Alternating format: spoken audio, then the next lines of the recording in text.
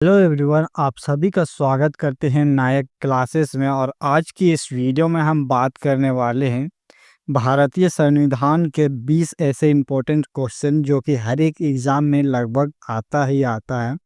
तो चलिए जानते हैं वो 20 क्वेश्चन इम्पोर्टेंट क्वेश्चन कौन सा है। तो प्लीज़ वीडियो को पूरा लास्ट तक देखिएगा। तो चलिए शुरुआत करते हैं पहले नंबर प्रश्न से। तो जो पहला नंबर प्रश्न है, भारतीय संविधान में कुल कितने अनुसूचियां हैं? तो इसका जो सही जवाब हो जाएगा वो ऑप्शन नंबर सी, भारतीय संविधान में कुल 12 अनुसूचियां हैं। अब बात करते हैं क्वेश्चन नंबर 2 का। तो क्वेश्चन नंबर 2 में है, हाउस ऑफ द पीपल को लोकसभा का नाम किस वर्ष दिया गया था?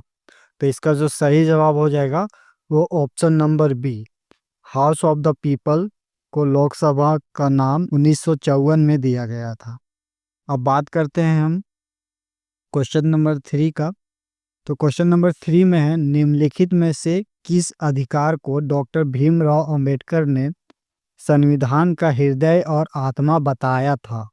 तो इसका जो सही जवाब हो जाएगा ऑप्शन नंबर सी, संवैधानिक उपचारों का अधिकार। ये जो ऑप्शन नंबर सी है, इसी को डॉक्टर भीमराव अंबेडकर ने संविधान का हृदय और आत्मा बताया था। अब बात करते हैं हम चौथे नंबर प्रश्न का। तो जो चौथे नंबर प्रश्न है वह भारतीय संविधान की आत्मा किसे कहा गया है? तो यहाँ पे अब जो इसका जवाब हो जाएगा ऑप्शन नंबर बी। आप इस क्वेश्चन में ध्यान दीजिएगा।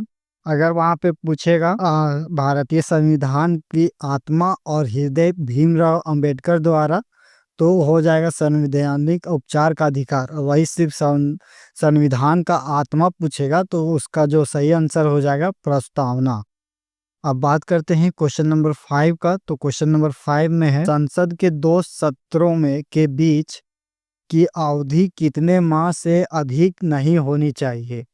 तो इसका जो सही जवाब है ऑप्शन नंबर बी, संसद का जो है 2 सत्रों के बीच की अवधि 6 महीना से अधिक नहीं होना चाहिए। अब बात करते हैं छठे नंबर प्रश्न का।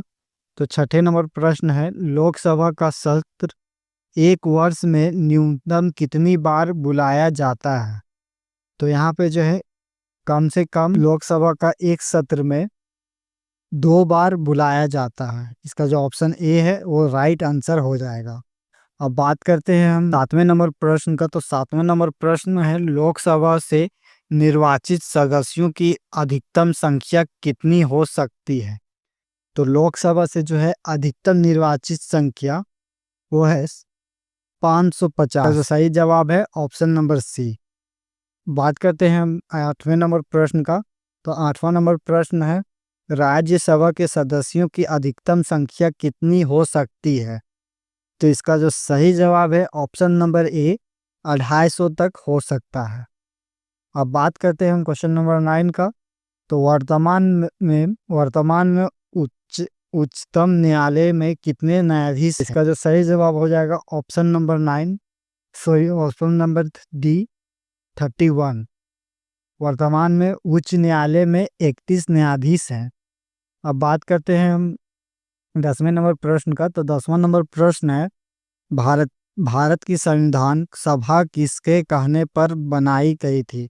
यानी कि भारत का संविधान है वो किसके कहने पर बनाया गया था? तो हम बात करते हैं, इसका जो सही जवाब हो जाएगा वो option number B, cabinet mission के कहने से बनाया गया था। अब बात करते हैं 11वें नंबर प्रश्न का। तो 11वां नंबर प्रश्न है, संविधान सभा का पहला सत्र कब हुआ था? तो इसका जो सही जवाब हो जाएगा ऑप्शन नंबर सी, 9 दिसंबर 1946 को जो है पहला सत्र हुआ था संविधान का।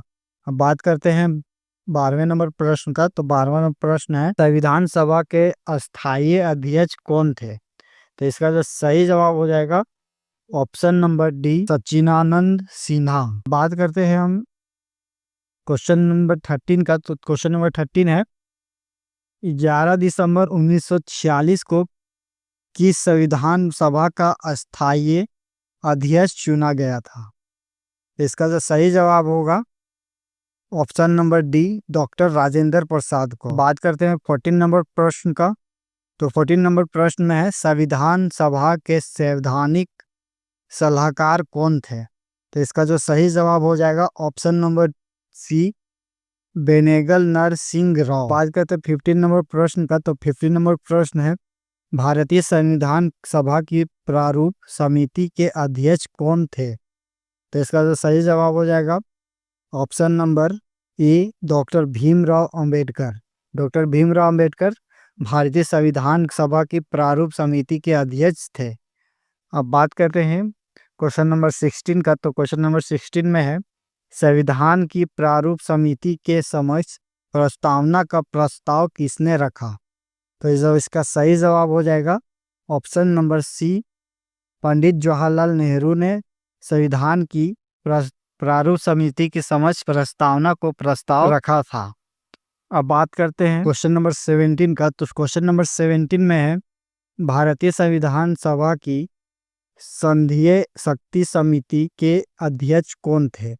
तो इसका सही जवाब हो जाएगा option number B, Pandit Jawaharlal Nehru थे। बात करते हैं क्वेश्चन नंबर 18 का। तो क्वेश्चन नंबर 18 में है, संविधान निर्माणित सभा में झंडा समिति के अध्यक्ष कौन थे? तो इसका जो सही जवाब हो जाएगा ऑप्शन नंबर डी, जेबी कृपलानी। अब बात करते हैं क्वेश्चन नंबर 19 का। तो क्वेश्चन नंबर 19 में है, भारतीय संविधान सभा द्वारा भारतीय राष्ट्रीय ध्वज को अब कब अपनाया गया? तो इसका जो सही जवाब हो जाएगा ऑप्शन नंबर डी, 22 जुलाई 1947 को जो है भारतीय संविधान द्वारा भारतीय राष्ट्रीय ध्वज को अपनाया गया था।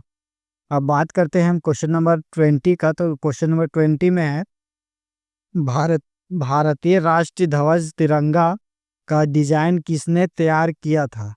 तो इसका जो सही जवाब हो जाएगा ऑप्शन नंबर बी, पिंगली वेंकैया। तो ये दोस्तों, ये था 20 इंपॉर्टेंट क्वेश्चन पॉलिटिकल साइंस संविधान का। तो यही ज़्यादातर रिपीटेड होता है। तो प्लीज़ वीडियो को अब यहाँ तक देख लिए तो चैनल को सब्सक्राइब जरूर कर लीजिएगा। और पीडीएफ चाहिए तो हमारे डिस्क्रिप्शन में जो है व्हाट्सएप चैनल का लिंक है, वहाँ पे आप ज्वाइन हो करके आप पीडीएफ ले सकते हैं। तो मिलते हैं दोस्तों नेक्स्ट वीडियो में।